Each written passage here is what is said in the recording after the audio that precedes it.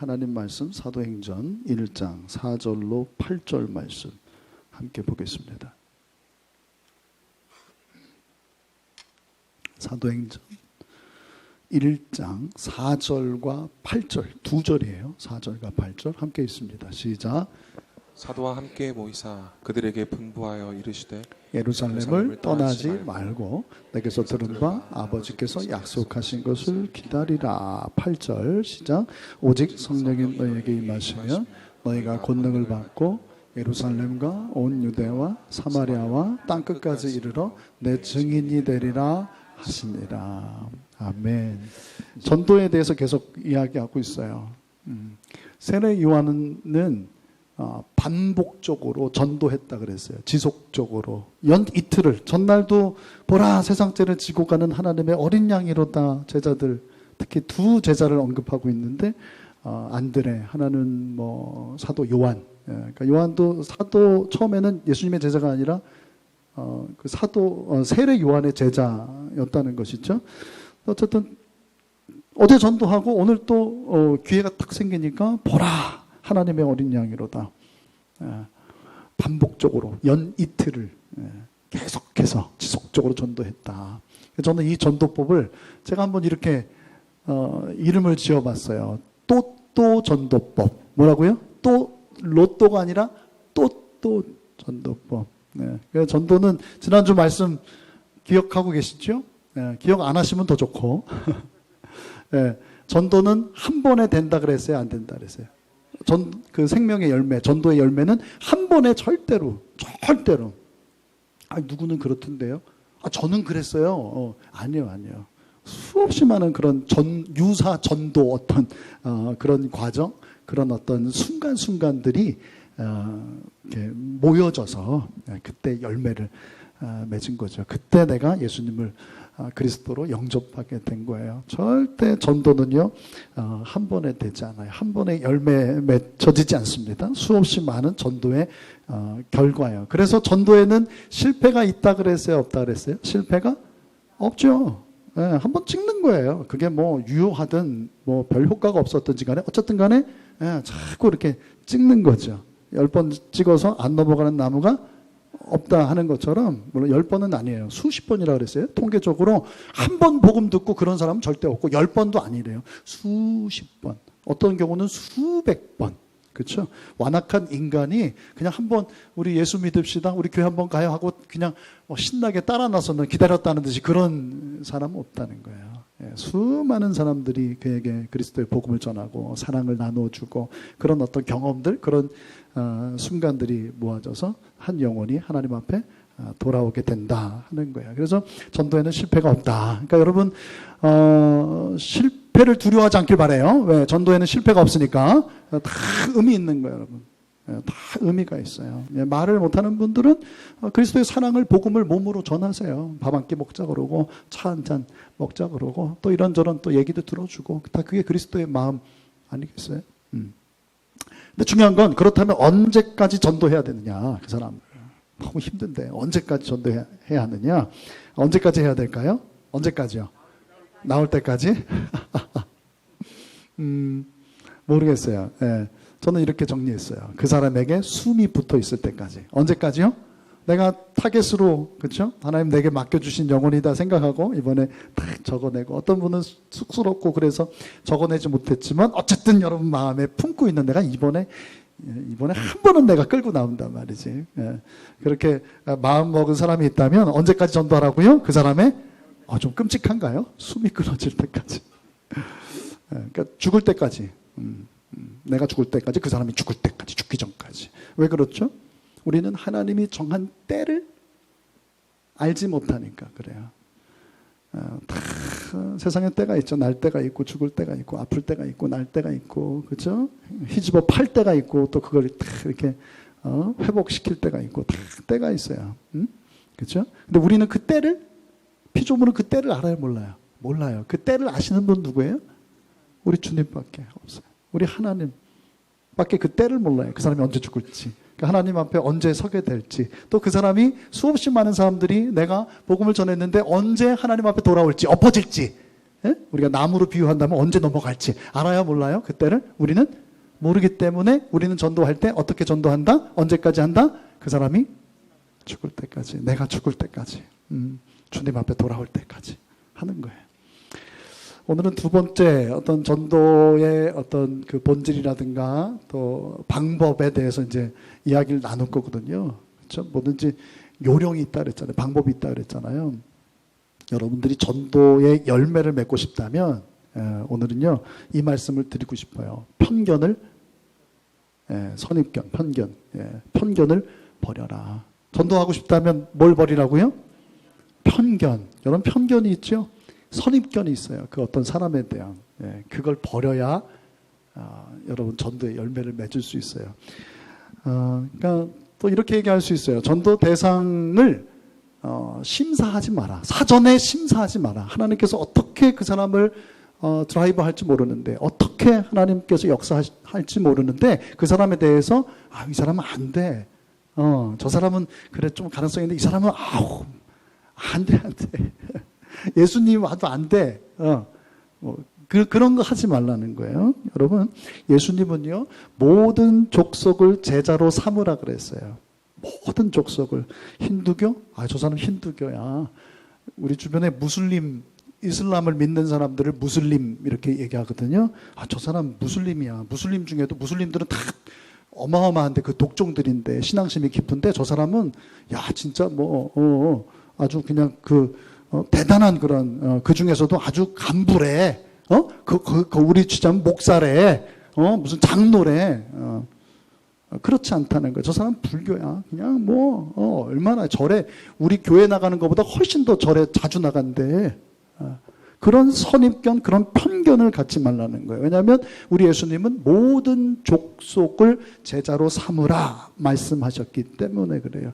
우리가 암송하는 구절이 됐으면 좋겠는데, 사도행전 1장 8절을 우리가 읽었죠? 한번 우리가 암송해 볼까요? 오직 성령이. 같이 한번 시작. 너희가 권능을 받고 예루살렘과 온 유대와 사마리아와 땅끝까지 이르러 내 증인이 되리라 하시니라. 아멘, 아멘. 한번 본간사님이 친절해서 띄워주셨는데 지워주세요. 지워주시고 한번 저를 보세요. Look at me. 저를 보세요. 제 눈을 보세요. 다 이렇게 내가 볼 거예요. 다 보고 계시죠? 고개를 들어요. 괜찮아요. 네. 같이 오직 성령이 같이 봅니다. 시작. 절 봐요. 예루살렘.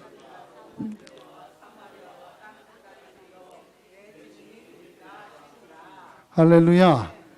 꿋꿋하게 그냥 나는 앞만 보고 갈 거야. 혹시나 화면에 띄워줄까 싶어 화면을 보신 분들 계신데, 오직 성령이 너에게 임하시면 너희가 뭘 받아요? 두나미스. 그렇죠? 다이너마이트라는 말이 여기서 왔다 그랬죠? 성령은 권능의 영입니다. 맞아요? 다이너마이트처럼. 그러면 뭐 하라고요? 하나님 권능을 주신다는 거예요. 우리에게 권능이 임한다는 거예요. 여러분 안에 성령이 계십니까? 권능이 있습니다. 여러분, 다이너마이트 같은 권능이 있어요. 그러면 뭐 하라고요? 예루살렘과 온 유대와 사마리아와 땅끝까지 이르러 내 증인이 되리라. 근데 여기 재밌어요. 보세요. 내가 증인이 돼야지 이게 아니에요. 이 말씀 누가 하신 거죠? 주님이 하신 거잖아요. 근데 뭐라고 해요? 내 증인이 뭐라 그래요? 이건 예언이에요. 예를 들어서 you shall die 한 것처럼, 그러니까 네가 스스로 죽는 게 아니라 내가 죽일 거다. I kill you 이런 뜻이잖아요. 그것처럼 내가 증인이 되려고 노력해서 되는 게 아니라 지금 말하는 화자가 누구라고요? 사람 이름이 아니라 예수님. 예수님이 당신의 증인이 되게 해 주시겠다. 맞습니까? 하나님께서 여러분들을 증인되게 해 주실 줄로 믿습니다. 그래서 성령을 주신다는 거예요. 여러분들이 아무리 발버둥 쳐도 여러분 안에 구원이 임하고 영생이 들어가고 생명이 들어가고 성령께서 역사하시면 여러분들이 증인될 줄로 믿어요. 증인이 뭐라 그랬어요? 마르투스라는 말에서 나왔다 그랬잖아요. 마르투스, 순교자라는 의미도 있어요. 순교자. 여러분들이 막 죽으려고 한다고 해서 하나밖에 없는 생명인데 그거 증인되겠다고 해서 생명 걸고 여러분들 그렇게 증인될 수 있겠어요? 복음을 위해서? 안 돼요, 여러분. 여러분들은 할 수 없어요. 저는 할 수 없어요. 근데 누가 그렇게 해 주시겠다는 거예요? 예수님이. 제자들이 스스로 했어요? 아니죠. 성령이 임함으로 말미암아 성령의 권능으로 그들이 담대하게 목숨을 걸고 복음을 외쳤던 거예요. 저는 여러분들이 다 복음의 증인임을 믿고 여러분들의 의지가 아니라, 물론 의지도 중요합니다만, 성령께서 충만하게 여러분들 가운데 임재하셔서 여러분 모두가, 우리 교회가 복음의 증인으로서 살아갈 수 있기를 주님의 이름으로 축복합니다. 예루살렘은 어떤 곳이에요? 예루살렘과 온 유대와 사마리아 땅끝까지 했는데 예루살렘이 먼저잖아요. 그렇죠? 예수님께서 예루살렘의 복음을 예루살렘에 가서 예루살렘의 복음의 증인이 되라는 거예요. 그렇죠? 그렇게 될 거라는 거예요. 근데 예루살렘, 예수님께 또 앞으로 예수를 그리스도로 영접한 그 초대교회 그 신자들에게, 크리스천들에게 이 예루살렘이 어떤 곳이냐? 예루살렘은 예수님을 못 박았던 곳이다라고 하는 거예요. 그러니까 그 땅은 복 받아야 될 땅이 아니라 어떤 땅이에요? 예수님께? 하나님께? 네, 성도들에게. 그렇죠? 저주받아야 될 땅이죠. 장차 엄청난 피바람이 불잖아요. 고난과 성도들의 향한 그 박해가, 그죠? 몰아치는 그런 땅이에요. 그런데 예수님께서는 그 땅에 예루살렘의 복음을 전하라. 예루살렘의 복음의 증인이 되게 해줄 것이다 라고 하는 거예요. 그래서 오히려 오늘 4절을 제가 선택했는데 어떤 말씀을 합니까? 하나님의 나라에 대한 이야기를 하세요. 예수님께서 승천하시기 전에 복음을 전하셨단 말이에요. 그리고 4절 같이 한번 다시 읽어볼게요. 같이 시작. 사도와 함께 모이사 그들에게 분부하여 이르시되 예루살렘을 떠나지 말고, 그렇죠? 예루살렘을 떠나지 말아라. 우리 같으면 정말 진절머리가 나는, 어떻게 그럴 수 있어요?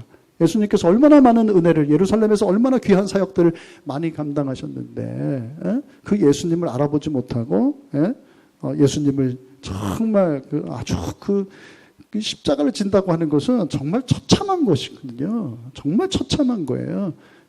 예수님한테 정말 말도 안 되는 그런 죄를 뒤집어 씌우고 예수님을 죽였던 곳이 예루살렘이에요. 그런데 그 예루살렘을 떠나지 말라는 거예요. 여러분들 같으면 어떻게 하시겠어요? 빨리 예루살렘, 다른 데는 몰라도 예루살렘 떠나고 다른 데 어디든 좋으니까 예루살렘은 떠나라 그럴 거 아니에요. 근데 예수님께서는 제자들에게, 그 사도들에게 예루살렘을 떠나지 말아라. 그리고 뭘 기다려라? 약속하신 성령을 기다려라. 그리고 성령이 너희에게 임하시면 권능을 받고 너희가 뭐래요? 예루살렘과 유대 얘기할 수 있잖아요. 사마리아 먼저 얘기할 수 있잖아요. 그냥 예루살렘 끼더라도 마지막에 넣을 수 있잖아요. 근데 어디서부터 복음을 전하라는 거예요? 당신을 십자가에 못 박았던, 당신을 십자가에 못 박아라. 다 예루살렘 사람들이잖아요. 그들에게 복음을 전하라. 여러분, 예수님은요, 예루살렘도 유대 땅도 사마리아 땅은 아주 더러운 땅이잖아요. 그렇죠? 이방인들보다 못한 그런 유대인들이 사는 땅이 이 사마리아 땅인데, 그 사마리아 땅도 배척하거나 배제하거나 예외로, 그죠? 제외시키지 않았다라고 하는 거예요. 어느 교회 전도왕이 있었어요. 전도를 엄청 유난히, 우리 모두가 전도의 사명자지만 유난히 전도의 은사가 있고 전도의 열매를, 생명 열매를 많이 맺은 분이 어느 교회에 계셨는데, 어느 날은 이분이 별의별 분들을 다 데리고 오는데, 전도를 하는데, 어느 날은 가사를 입은 누구예요? 스님, 스님을 모시고 온 거예요. 사람들이 막 웅성웅성하고, 목사님은 또 이제, 저는 그 목사님 설교에서 들은 건데, 이 목사님 놀란 거예요. 하다 이제는 중을 데리고 왔구나. 예배 끝나고 얘기를 들어보니까, 이 스님이 간암에 걸리셨어요.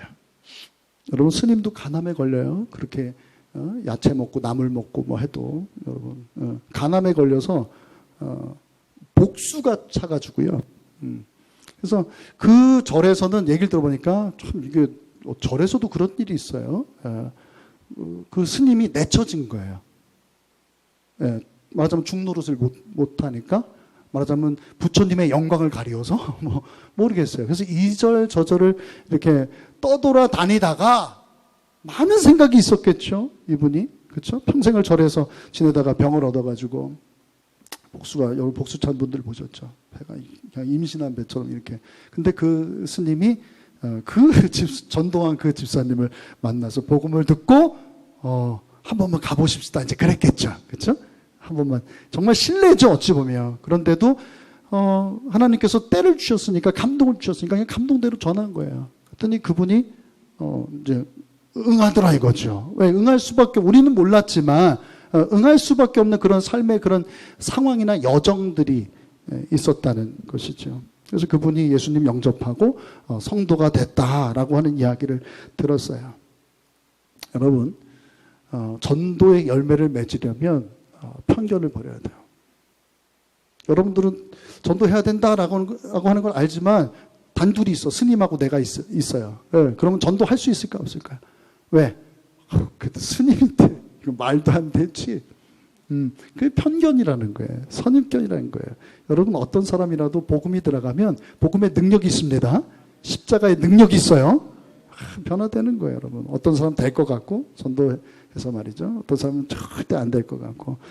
그렇게 사전 심사하지 말아라. 편견을 가지고 전도 대상자를 정하지 말아라. 여러분, 요나서를 보게 되면 하나님은 아수르의 수도가 어디예요? 니느웨잖아요. 니느웨 사람들은 뭐 이방 사람들이고 우상 숭배하고, 뭐 유대 그 이스라엘 백성들도 그런데 그들은 뭐 당연히 죄인이죠. 악인 중에 악인이죠. 그런데 하나님은 요나서를 보게 되면 그 악인들도, 그 니느웨 사람들도, 심지어 그 짐승들까지도 사랑하신 줄로 믿어요. 하나님은요, 여러분, 심지어 악인들을 사랑하신다니까요. 여러 성경에 그런 내용들이 나오는데, 요나서는 보지 말고 잘 아니까 에스겔서 33장 11절을 보십시다.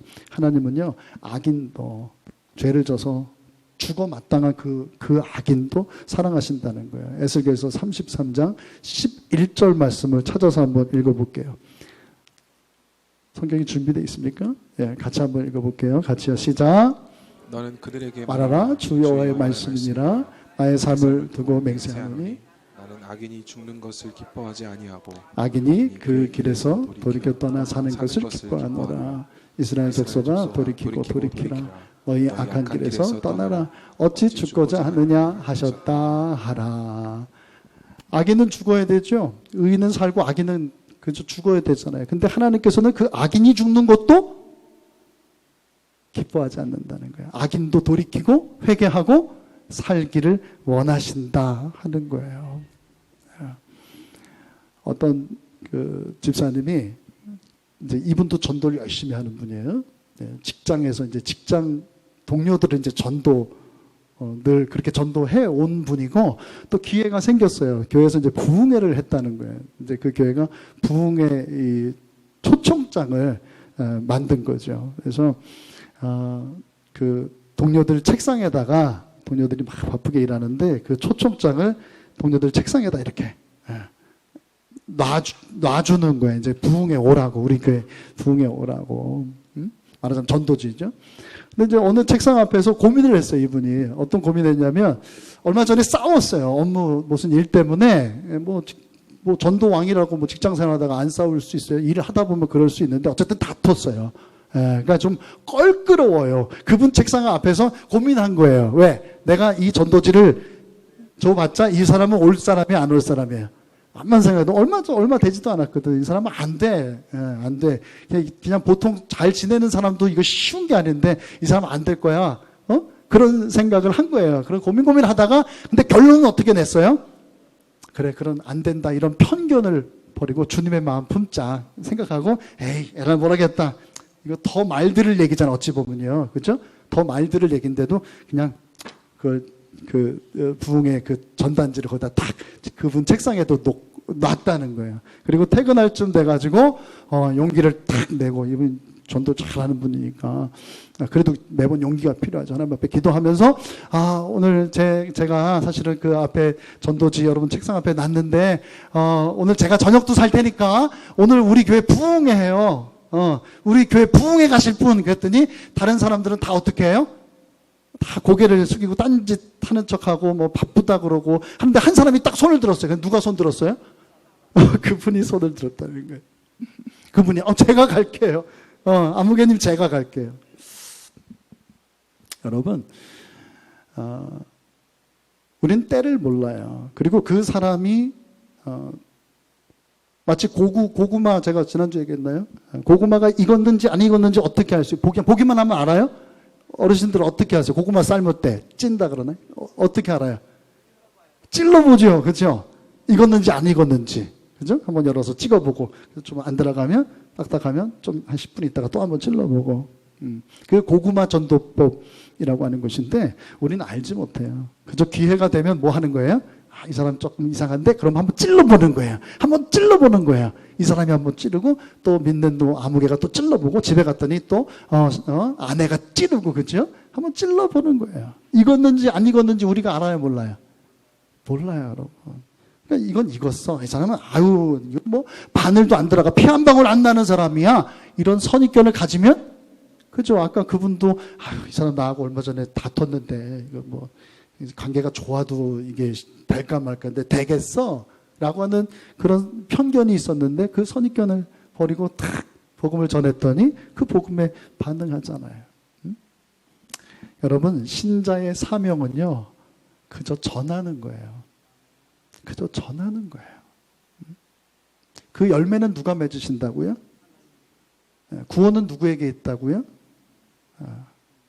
보좌에 앉으신 하나님과 그 어린 양께로다. 여러분 때를 얻든지 못 얻든지 어떤 상황에 서든지 누구에게든지 복음을 전할 수 있길 바라요. 디모데후서 4장 2절 말씀 보는데 제가 이 성경을 잘 아는 성경인데 다른 여러 번역으로 봤어요. 제가 어쨌든 우리 번역으로 먼저 보고요. 너는 말씀을 시작. 너는 말씀을 전파하라. 때를 얻든지 못 얻든지 항상 힘쓰라. 범사에 오래 참음과 가르침으로 경책하며 경계하며 권하라. 우리 성경에는 때를 얻든지 못 얻든지 우리 개역개정에 저렇게 그렇죠? 항상 힘써라. 복음 전해라. 이렇게 돼 있어요. 근데 제가 쉬운 성경을 찾아봤더니 언제 어디에서나 이렇게 돼 있어요. 때를 얻든지 못 얻든지 우린 그렇게 번역했는데 쉬운 성경에서는 언제 어디서나. 그러니까 장소 불문하라는 거예요. 그리고 현대어 성경을 보게 되니까 어떤 형편에서든지 이렇게 해놨더군요. 어떤 형편에서든지 그 사람이 어떤 형편에서든지 내가 어떤 그런 상황 가운데 있든지 기회가 되면 복음을 전해라. 세번역 성경을 보게 되니까 또 이렇게 돼 있어요. 저도 그렇게 생각했거든요. 그걸 그렇게 해석했어요. 우리 성경을. 기회가 좋든지 나쁘든지. 기회가 좋든지 나쁘든지 어떤 형편에 있든지 언제 어디에 있든지 간에 하나님의 말씀을 이 복음을 전해라. 우리는 그런데 좋은 때를 기다려요. 여러분 지금 때를 기다리고 있죠? 다 때를 기다리고 있죠. 때는 두 가지죠. 뭐예요? 그렇죠. 좋은 때가 있고 좋지 않은 때, 나쁜 때가 있어요. 물론 모든 일엔 때가 있다고 말씀드렸어요, 여러분. 그러나 전도는 따로 정해진 때가 없다는 얘기를 지금 하는 거잖아요. 언제 어디서나 그 기회가 좋든지 좋지 않든지 어떤 형편에서든지 하나님의 말씀을 전해라. 왜? 전도는요, 어떤 일이기 때문에 그래요? 영혼을 살리는 일, 생명이 걸린 문제이기 때문에 생각해 보세요. 제가 이 얘기를 자꾸 하는데, 바로 앞에 조금만 가면 이제 낭떠러지예요. 천길 낭떠러지예요. 살 사람이 있어요, 없어요? 못 살아요. 그냥 영혼이 죽어요, 그것도. 영혼이 죽습니다, 여러분. 네. 근데 그것을 이야기를 내가 아니까 나는 이야기를 해줘야 되잖아요. 상황 봅니까? 그 사람의 형편 따집니까? 그 사람의 기분 따집니까? 아, 이 사람은 될 거야, 안 될 거야? 내가 말해도 될 거야, 안 될 거야? 말해봤자 이 사람은, 귀뚱으로 듣지 않을 거야? 그런 판단해요, 안 해요? 그런 선입견이 중요해요? 그런 편견을 가지면 되겠어요? 그냥 무조건? 이 사람이 밥을 먹고 있든지, 이 사람이 무슨 일을 하고 있든지, 내일 무슨 수능을 보든지, 시집을 가든 장가를 가든, 그 사람에게는 그것을, 그쵸? 이제 좀만 더 가면 낭떠러지 있다고, 큰일 난다고, 가지 말라고, 그래서 뒤로 오라고 이야기해야 되는 것이죠. 그렇다는 거예요. 여러분, 때를 얻든지 못 얻든지, 어떤 형편에 있든지, 그 때가 좋은 때든지 나쁜 때이든지 상관없이 여러분들이 받은 은혜를, 여러분들이 가진 생명을, 복음을 전하는 분들 될 수 있기를 바랍니다. 복음이 필요 없는 사람은 없어요. 감동이 있을 때 무조건 전하는 분들 될 수 있기를 바랍니다. 될까 안 될까? 이 사람이 아유 나보다 똑똑하고 나는 말도 어눌하고 전에 이런저런 일도 있었고 내가 얘기해서 되겠어? 목사님이 그 집안에 목사님이 있는데도 안 되는데 내가 얘기한다고 되겠어? 여러분 그런 판단하지 말고요. 그런 선입견을 버리고 무조건 때가 딱 됐다. 좋은 때든 뭐 어떤 때든 그냥 기회만 되면 하나님의 복음을 전해야 돼요. 왜 그렇습니까? 우리는 복음의 파수꾼, 증인, 그렇죠? 증인, 파수꾼 이기 때문에 그렇다는 거예요. 하나님께서 에스겔에게 이야기하죠. 너는 파수꾼이다. 그런 얘기를 하세요. 에스겔에서 우리가 아까 찾은 말씀을 또 보죠. 자, 에스겔은 이사야, 예레미야의 뒤를 잇는 예레미야하고는 비슷한 그 시대에 사역했던 선지자인데 한번 에스겔에서 한번 찾아볼게요. 33장 펼쳐주세요. 자, 3절부터 보는데 3절 33장 3절부터 볼게요. 예. 하나님께서 인자야 그러면은 우리 이인자 권사님이 아니라 2절에 인자야 그러는데 에스겔을 부르실 때 그렇게 부르신 거예요. 예. 하나님께서 이 에스겔을 파수꾼으로 세웠다는 거예요. 보세요. 3절부터 볼게요. 3절. 그 사람이 같이 읽겠습니다. 시작. 그 사람이 그 땅에 칼이 임함을 보고 나팔을 불어 백성에게 경고하되 그들이 나팔 소리를 듣고도 정신을 차리지 아니하므로 그 임하는 칼에 제거함을 당하면 그 피가 자기의 머리로 돌아갈 것이라. 잘 설명해 볼게요. 어떤 파수꾼이 그 백성이 파수꾼을 세웠어요. 그 파수꾼이 이제 에스겔이고 이제 우리라는 뜻이에요. 근데 그 파수꾼이 칼이 온다 이거는 무슨 얘기냐면 저쪽에서 적군이 군대를 끌고 있고 온다는 거예요. 그렇죠? 근데 그 파수꾼이 그걸 알았어요. 근데 그것을 그래서 알고 나팔을 불렀어요. 그 그림 한번 보여주세요. 이렇게 저 파수꾼이거든요. 우리로 치자면 보초병이 나팔을 크게 부르는 거예요. 무슨 뜻이에요? 적군이 온다! 방비하라! 뭐 그런 뜻이죠. 근데 그 소리를 듣고도 정신을 차리지 않으면 어떻게 된다는 거예요? 그 임하는 칼에 제거를 당해요. 그건 뭐예요? 그 피가 자기 머리로 가는 거예요. 자기가 책임지는 거예요. 왜? 보초병은 자기 책임을 다했어요. 나팔을 불렀잖아요. 근데 그거를 듣고도 정신을 안 차렸어요. 그냥 하던 일 한 거예요. 됐어. 여기는 괜찮아. 나는 괜찮아. 그러면 그 죄값이 누구에게 돌아간다는 거예요? 자기의 머리로 돌아가는 거예요. 자, 5절 보세요. 5절 보세요. 같이요. 시작. 그가 경고를 받았던들 자기 생명을 보존할 것이나 나팔 소리를 듣고도 경고를 받지 아니었으니 그 피가 자기에게로 돌아가리라. 6절이요. 그러나 칼이 임함을 파수꾼이 보고도 나팔을 불지 아니하여 백성에게 경고하지 아니하므로 그 중에 한 사람이 그 임하는 칼에 제거당하면 그는 자기 죄악으로 말미암아 제거되려니와 그 죄는 내가 파수꾼의 손에서 찾으리라. 보세요. 군대가 와요. 적군이 쳐들어오고 있어요. 그래서 파수꾼이 봤어요. 그런데 파수꾼이 보고도 뭘 안 불었어요? 파수꾼의 책임 뭐예요? 보고 전하는 거잖아요. 나팔을 불어야 된단 말이에요. 근데 나팔을 불지 않았어요. 백성에게 경고하지 않았어요. 그러니까 백성들은 들었어요? 못 들었어요? 적군이 온다는 거, 칼이 임한다고 하는 거, 멸망이 임한다는 것을 몰라요. 그 백성들은 어떻게 될까요? 듣지 못했으니까 죽는 거예요. 맞아요. 죽는 거예요. 근데 그것으로 끝나지 않고 어떻게 된다고요? 그들은 자기 죄악으로 죽는 거예요. 근데 파수꾼이 어떻게 된다고요? 보세요, 여러분. 저들의 피가 말이죠. 보세요. 그 죄는 내가 파수꾼의 손에서 찾으리라. 자, 7절 볼게요. 7절. 같이요. 다시 7절입니다. 시작. 인자야 내가 너를 이스라엘 족속의 파수꾼으로 삼음이 이와 같으니라. 그런즉 너는 내 입의 말을 듣고 나를 대신하여 그들에게 경고할지어다. 이게 참 중요한 게 나를 대신하여 그렇게 돼 있어요. 파수꾼이 이런저런 생각에 너무 깊이 빠지면 안 된다니까요.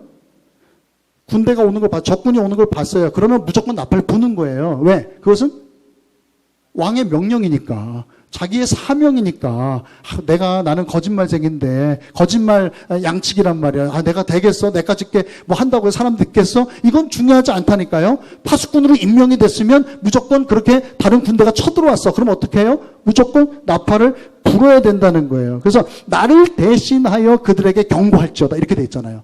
그러니까 내가 경고하는 것이 아니라 사실은 하나님께서 나를 통해서 그죠? 그 멸망을 전하라고 하는 거예요. 이게 사명인 거예요. 이것은 무조건적으로 내가 순종해야 될 내용이에요. 근데 보세요. 8절 보겠습니다. 8절 같이요. 시작.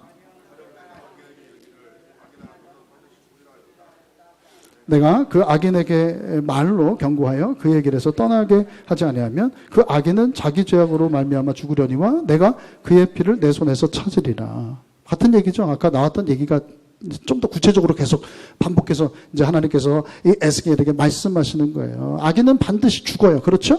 근데 그것을 이 보초병이, 이 파수꾼인 이 에스겔이 그를 경고해야 돼요. 그렇죠? 그래서 그 경고해서 그 길에서 떠나게 해야 된단 말이에요. 근데 그 악인이 떠나지 않으면 그 악인은 다시 말씀드려요. 그 죄로 말미암아서 죽는 거예요. 근데 그것으로 끝나지 않고 내가 그의 피를, 그 책임을 누구에게 묻는다고요? 그 악인에게 그치지 않고 그 멸망을 경고하지 않은 너에게도 물을 것이다. 그죠? 9절 보겠습니다. 마지막으로 9절 같이요. 시작. 그러나 너는 악인에게 경고하여 돌이켜 그의 길에서 떠나라고 말하되 그가 돌이켜 그의 길에서 떠나지 아니하면 그는 자기 죄악으로 말미암아 죽으려니와 너는 내 생명을 보존하리라. 여러분, 저와 여러분은 파수꾼이에요. 복음의 파수꾼으로 하나님께서 세우신 줄로 믿습니다. 너희는 이 모든 일의 증인이라고 했잖아요. 예수 그리스도의 죽음과 그가 약속대로 부활하시고 승천하시고 다시 오실 그 주님. 그 주님을 그리스도로 영접하면 모든 죄의 사함을 받고 영원한 생명을 얻는다. 할렐루야. 이 모든 일의 증인인 줄로 믿습니다. 그러면 우리에게 사명이 뭐라고요? 증인이 되리라. 증인이 되어야 된다. 내가 너 증인되게 해줄 거야. 그 하나님의 복음을 내가 경험한 그 하나님의 은혜를, 하나님의 나라를 전하는 증인이 되어야 된다 하는 것입니다. 우리는 우리가 파수꾼으로서 나팔을 불어야 된다라고 하는 것을 잘 알아요. 잘 알죠. 모르지 않습니다.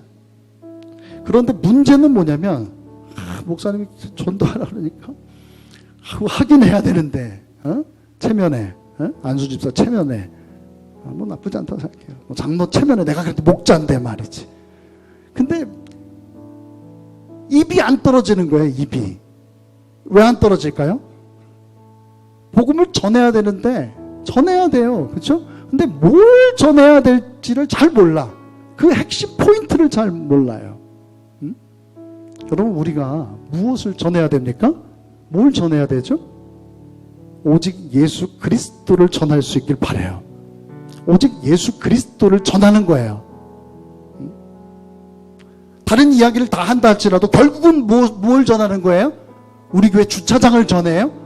예? 우리 교회 국수 맛있다? 그게 본질이 아니죠. 결국은 그것을 통해서 누구를 전하는 거예요? 오직 예수님.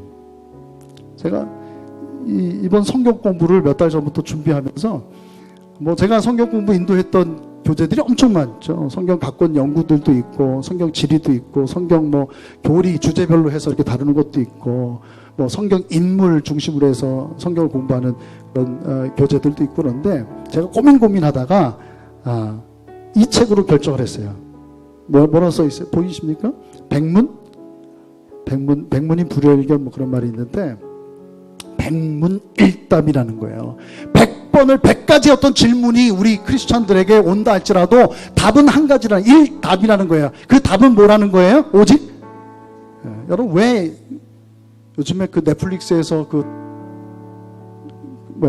오픈한 뭐 다큐멘터리 때문에 여러분 막 속상하시죠? 너무 놀래고 다 알던 얘기인데 사실은 왜 그 똑똑한 그 아가씨들이, 대학생들이, JMS 같은 경우는 막 서울대, 연대, 고대 막 이런 아주 그죠? 지금 현재 거기 요즘에 뭐 엑소더스라고 하는 그 단체에서 활동하는 분은 그 교수님이시잖아요. 수학과 그것도.